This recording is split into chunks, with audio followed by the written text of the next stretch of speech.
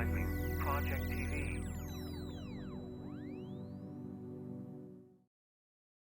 Welcome to another episode of MMPTV. My name is Audrey Trahan, and today I have Eileen Duffey. Eileen Duffey is a public school nurse. Eileen, would you like to tell us a little bit about yourself and what it's like being a school nurse? I love being a school nurse. I've been a school nurse for 17 years. I worked as a pediatric nurse at Children's Hospital in Philadelphia prior to that, and I liked that as well, but I found my home and my true vocation, you could call it, in school nursing. Okay. What's a typical day like for you in a school, being a nurse? Well, a typical day, there is no typical day, but we start out every day with a schedule. We're supposed to have a schedule because we're actually paid by the state of Pennsylvania for what we do, and that is to meet mandated programs. So we have a schedule to try to get that to happen. But the day varies every day with who comes in my office. Okay. What's state mandated? Well, that's the underlying purpose of the school nurse is to support learning, and you have to make sure all the students who are in the classes are able to learn. That means they have to be able to see, for example. So many students don't have glasses, so we screen students for vision. We screen students for hearing. When students come to school, you don't really know whether they may need a particular educational program to meet their needs, and you have to start with health, and that's what we do. Okay. And what kind of illnesses do you treat with the children?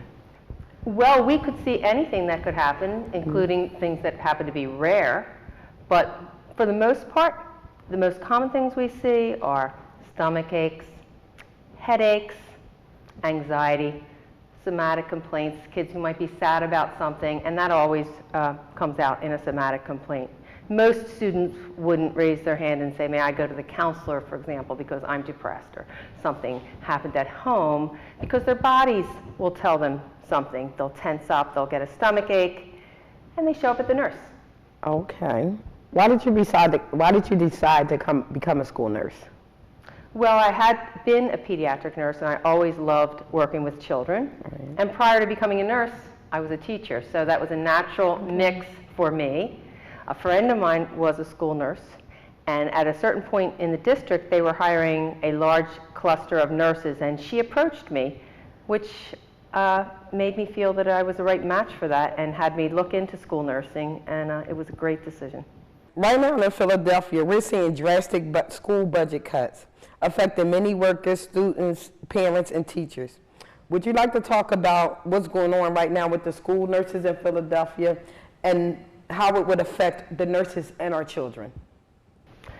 Yeah, I've been very involved with the nursing layoffs that happened, and that started just about this time last year. When we finished our last school year, we finished with about 47 fewer nurses, and in December, an additional 47. So we're running about 100 nurses fewer, and we have about 185 left, but that was very significantly changed the job that I just described. Right. When you asked the question, I answered it in the ideal, not what's happened during the past year. I've continued to do the same job, but it's diminished because I'm in 3 schools now. So what's the ratio between children and nurses? Well, there's an old law in Pennsylvania, 1949, which set the student to nurse ratio to 1,500 to 1. And we know that the world we're living in is not the same as it was in 1949. Right. So in recent years, the school district knew that, and when there was more money available, the school district was able to adjust that. And as of this time last year, we were operating about 750 students to 1 nurse. Right. You couldn't always be full-time in every school, but you had a caseload that was manageable.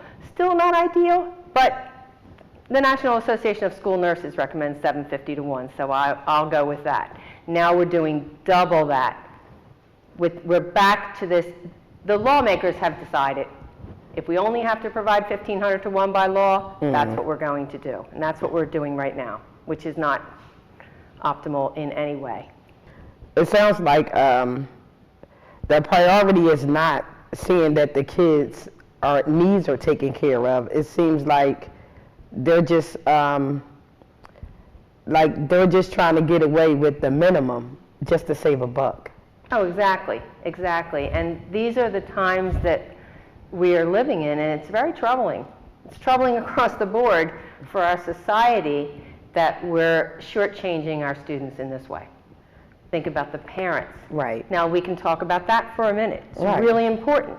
Right. Think about the fact that kids are you leave your child in school for the day, you go off to work, you're desperately trying to pay the rent, get the bills paid, and you think that there is a system in place that your child is going to be safe.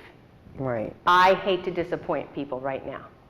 That is a fragile system, and it has been decimated by these nurse layoffs. So parents are being called inappropriately to pick their kids up because administrators have to do something. So you might be a person who doesn't get benefits at your job. Right. You may be working at a fast food store. If you have to leave McDonald's to go pick your child up because somebody thinks they're sick. See, research has shown that nurses get 9 out of 10 students back in the classroom. Okay. Okay? So 9 out of 10 would go back into the classroom and finish their day with their parent, maybe with a note sent home or a brief phone call. That parent's day has been completely unraveled. That could have to do with the rent being paid that month. That could have to do with the family being evicted. That could have to do with the parent losing their job. This is a serious, serious public problem. We know that it's not just school nurses who are facing these drastic budget cuts. Are you connecting with some others, people who are being directly affected, like parents, students, teachers, and other workers in the school district? Oh, absolutely. These budget cuts are affecting everyone. They're affecting the citizens of Philadelphia on the street, whether they're parents, whether they're union members, whether they're people looking for jobs. These budget cuts are really, I guess they're just devastating. And we have been working to get the word out in that way. I don't know if you know that we've been rallying in front of the school district. We've been communicating. I've been communicating with pastors in churches. Everywhere I see an inroad to educate about these issues, I've been out there. When's the next rally? The problem with the rally is we did have to stop the rallies after 23 weeks for some reasons of health of a few of the nurses that were very involved in leadership in this protest that we've been doing. But we are continuing to work on the issue and communicating with people. I was discussing this same topic today with the Center for Public Policy. So I'm staying on the topic, and I think the rallies may resume in September, but sometimes you have to shift gears, and that's what we've done recently. Okay. Shifting gears, and like, what else are you guys doing to bring for this fight? Well, for example, we're watching the schedule of the School Reform Commission. I'm doing a meeting with about 8 educators at my home on Monday. We're going to be talking about the summer and what we're going to be doing to stay on the topic. You haven't told me about Eileen. Like, who's Eileen? I am very passionate about things that matter to me. Right. I think 23 Wednesdays in a row, rallying, jumping up and down, and screaming about something that really matters to me says a little bit about who's Eileen. I love kids. Okay. I like to teach them something, and I'd like to make them laugh. I like to enjoy getting up in the morning, and this is the best job I ever had. I'd like to get it back. Working in one school and having relationships with kids is real important to me. Right. And like you being a nurse, nursing jobs are plentiful. Right? And you choose to stand here and fight for our children. Right. And not only are you fighting for our children, you're also fighting for our community. Right. I think that is so awesome. Like, to me, you're a hero. This is the best Right. job I ever had. Okay. I love this job, even though the system is way less than perfect. And I Right. have a real sense that everybody should have the right to a school nurse. Right. And I'd like to stay in this kind of work. Yes, I could leave and get another job. Right. I have credentials to do that. I'm lucky, and I bet I could still sell myself to get a job elsewhere. Right. But my preference is for us to have better funding for school nurses and for me to have one community that I worked with and maintain my relationships with my students and get back to doing that. Well, Eileen, I would like to thank you so much for coming. I mean, this was so awesome, like sitting here having this conversation with you. But one more thing, before we go. What would you like to leave people with? What would you like to have people think about? I think the viewers need to be thinking about the fact that our democracy is fragile, and it's something that you have to work at every day. You have to commit to being knowledgeable about what's going on there. You have to commit to speaking up. You have to take your option to vote very seriously, but not just on voting day, on election day. Every single day, you have to take this seriously, or you get the democracy you deserve, and I think we're in trouble right now, and there's a lot of blame to go around. So I would just have that be something that people think about. Okay. Thank you so much, Eileen. Thank you so much, Audra. I really appreciated being with you today. Oh, thanks.